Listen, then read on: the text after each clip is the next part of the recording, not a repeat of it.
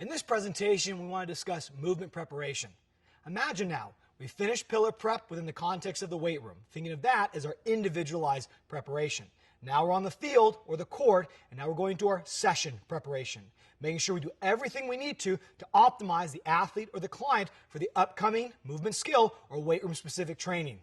When we look at our objectives, we have four major that we want to cover. Number one, identify and list the primary components and proposed benefits of the traditional warm-up. We then want to describe and contrast the benefits of dynamic versus static stretching within the context of a warm-up. We then want to define, or rather redefine, this concept of movement preparation and list the five primary components. And finally, identify and design effective movement preparation programming relative to individual differences and specifically session demand. So when we think about warming up, it is central to life. Animals warm up. What's the first thing you do when you get out of bed? Humans warm up. And we understand that warming up is absolutely central to sport.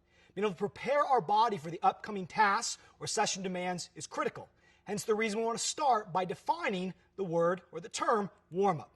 When we think about the warm-up, the primary goal is to optimize performance while decreasing risk of injury during practice and competition. We want to not only prepare the body for the upcoming session, but also hopefully put it in a position to optimize itself while decreasing that risk of injury, especially having that aggregate towards a lower total risk of injury going into competition. When we think about how it was traditionally defined, we typically think of static stretching, general movement, things that are meant to heat up the overall body, the core temperature if you would, and then go through some kind of stretching. And then finally, you might go through some kind of practice and refinement of upcoming skills. So if we look at the overall research, there was always three things that were correlated or connected with the traditional approach to warming up. Number one was your traditional low-intensity aerobic activity. That was typically done through a jog, utilizing a bike, maybe going for a swim, but something that typically was non-specific in nature. From there, we've all done it prior to sport, going through some kind of static stretching. Long holds that could be as short as 15 seconds, as long as 60 seconds, working through all the relative muscle groups for the upcoming session. And then finally, if you had a more specialized type warm-up, you would practice and refine specific skills for the upcoming either training session or specific sport. So these are the three concepts that we know are defined in the traditional warm-up. Now, what are the proposed benefits of these three aspects? Well, number one, with our static stretching, the major goal was to increase flexibility, all the while decreasing potential risk of injury. From an actual general warm-up or aerobic type activity, the goal was to increase the core temperature. Increasing the actual temperature of the muscle was proposed then to make a more effective environment for the static stretching to occur. And then finally, the practice and refinement of upcoming motor skills was meant for performance enhancement. If I could get some kind of activation, I could get a post-activation potentiation in the actual session, whether it be sport, practice, or going into some kind of weight training. Now, when we look at these three-level concepts, there's a couple questions that we want to start to ask. Number one, in its essence, does the traditional approach adequately prepare athletes or clients for practice and competition? So let's think about it. If I was to take a group of athletes or general clients through static stretching, everything's on the ground for these moderate to long holds. Is that going to equal or effectively prepare me for the dynamic nature, let's say in this example, for soccer? Well, if we look at the totality of the traditional definition of the warm-up, there's probably some aspects that are important. But does it completely prepare us for the demands of this dynamic activity, which in this case is sport and life? Well, that's a question mark. So we now want to look through the research that starts to unveil which aspects of the traditional warm-up are effective and needed, and which aspects of the traditional warm-up maybe need a little bit of rethinking or repurposing. Let's start then with the question. Is there a benefit to including light aerobic activity as a part of a warm-up? And if we look at the research, the answer is absolutely yes. By increasing the core temperature of the body, thereby increasing the temperature of the surrounding muscle groups, we know that that can improve overall extensibility. If I improve extensibility of the tissue, it's less susceptible for some kind of soft tissue injury. Also, it prepares us more effectively for upcoming stretching, independent of what type of stretching that is. So we know from a biophysiological standpoint, increasing temperature is good for all subsequent warm-up activities, especially in preparing us for training and competition. The second major question that we have to ask is relative to our overall stretching. And we know oftentimes in industry currently, as well as in research, this is a controversial topic. So the question simply is, does acute static stretching negatively affect strength and power? We've seen countless research articles on this, and only recently, literature reviews have started to elucidate how we can look at static stretching within the context of an overall warm-up. Number one, we know that static stretching less than 30 seconds has no negative effect on performance. Therefore, if you're going through a battery of static stretching and each of those stretches is less than 30 seconds, you probably don't have to be concerned about it ruining performance. But does it enhance performance? And the answer is no. So it's not positive nor negative, it is neutral. But if we take that static stretch and we increase it well above 60 seconds being the cutoff, we do see that that has a negative effect on overall performance. What does that mean? Well, we see decreased activation of the neuromuscular system. So jump heights can go down. Sprinting can get slower, agility can get slower, and overall power output could be dampened. Therefore, does static stretching negatively affect strength and power? Well, the answer is maybe. But does static stretching ever improve strength and power? And in our current understanding of the literature, the answer is no. Now, building off this question, let's look at, does static stretching actually reduce the risk of injury in athletic populations? Recall, one of the primary reasons that static stretching was used in the traditional warm-up context was with this understanding that it potentially reduces risk of injury. When we look at all the longitudinal studies, especially from a systematic review standpoint, where they've aggregated all the research, what we know is static stretching does not reduce risk of injury. Thereby, using it for the reason that it does reduce a risk of injury is not a valid reason. So what do we know about static stretching right now? If used under 30 seconds, it doesn't negatively affect performance, but it definitely doesn't enhance it. Does static stretching decrease our risk of injury independent of where it goes in the system? And the answer is currently no. So we have to put that question mark around the utility of static stretching if it's meant to actually prepare us effectively for training, practice, and competition. Now, there's a new concept of stretching that most of us now are comfortable referring to as dynamic stretching. So the question is, does dynamic stretching improve performance? Does it do anything that we typically don't see static stretching have the capacity to produce?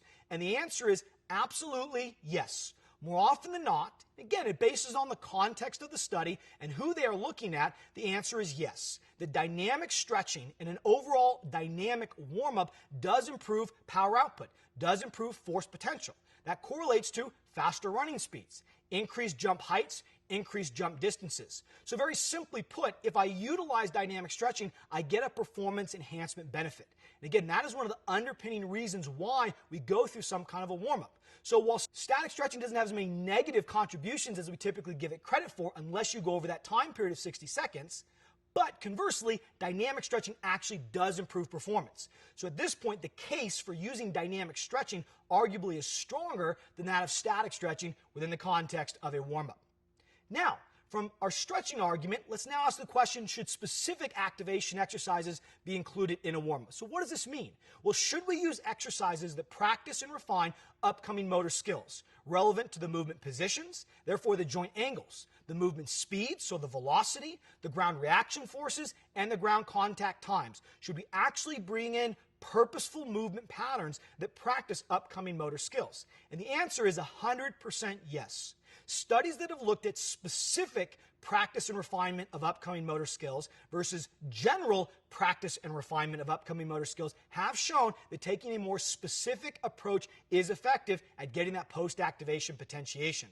Therefore, if we can look at purposeful movement patterns within the context of an overall warm-up, we should get a more potentiating effect for upcoming training and competition.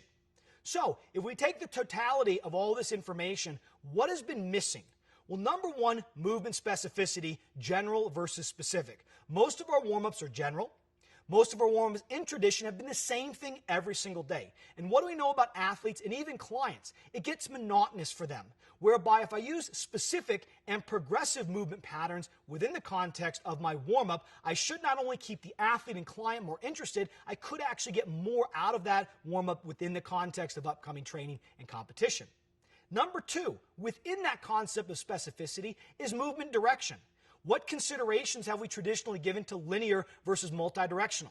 As we talk about throughout the entire training system, we want to map pillar prep, movement prep and plyometrics to upcoming movement skill and strength and power-based sessions. Therefore, considering linear versus multi-directional demands is unbelievably important within the context of a warm-up. From there then, what about movement coordination? Static versus dynamic. Going back to that argument around static stretching versus dynamic stretching. Static stretching has a direct effect, yes, on the muscle, and that effect can be negative if held too long. Whereas dynamic stretching has a facilitatory type effect on the muscle, all the while doing it through complex and integrated movement patterns. So from a coordination standpoint, utilizing dynamic stretching out of the gates starts to enhance our coordination and reinforces that practice and refinement of upcoming motor skills. From there then, movement velocity. Why would we ever want to go out of a warm-up working nice and slow and immediately go into a robust training session that needs us to be fast and explosive? Therefore, we want to use the progressive nature of a warm-up to build us towards those end patterns that need to be high speed and high force. And then finally, with that, teaching the individual to generate those high forces, low force early on in your overall warm-up, to eventually high forces later on in your warm-up. Again, prepare the body and specifically the nervous system for upcoming sessions. From there then, what needs to be included in our overall package? Well, number one, we know we need some kind of general aerobic activity for the benefit of increasing the core temperature, increasing the temperature of the muscles, improving overall extensibility and readiness for the system. As we'll discuss, this doesn't need to be 10 to 20-minute runs, but something that increases that core temperature 1 to 2 degrees Celsius typically is what the research would say. Number two, we need some kind of dynamic stretching. Again, can we still utilize static stretching? Sure we can, but we typically are going to put that within the context of a regeneration session. So if I'm time limited and I want the best bang for my buck, dynamic stretching is going to be the way to go, especially if I want that performance enhancement benefit. And then finally, we need some kind of activation.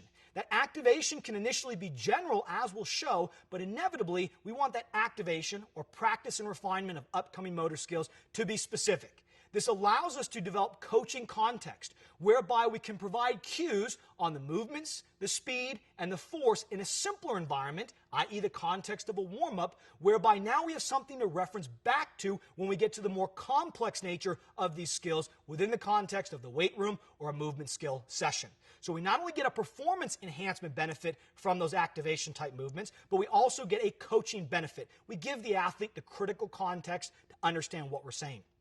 So now that we've defined the traditional warm-up, we've discussed what is positive about it and where are potentially some areas for opportunity to change and upgrade, let's do a quick check for learning.